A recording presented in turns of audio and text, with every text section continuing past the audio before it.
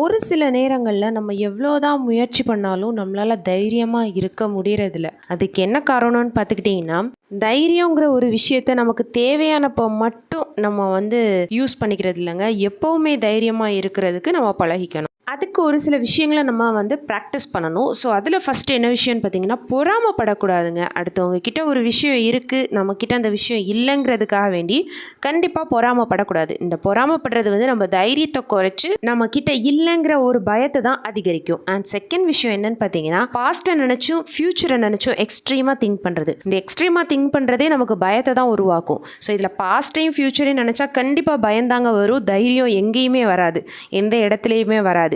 So நீங்களே once யோசிச்சிங்கன்னா உங்களுக்கே புரிய வரும். மூணாவது விஷயம் மாற்றங்களை விரும்புங்க. அது நல்ல மாற்றமாக இருந்தாலும் சரி, எதிர்வினை மாற்றமாக இருந்தாலும் சரி, மாற்றங்களுக்கு பயந்தா நம்மளை ஒரு நாள் தைரியப்படுத்திக்கவே முடியாது. ட்ரை பண்ணி பாருங்கள்.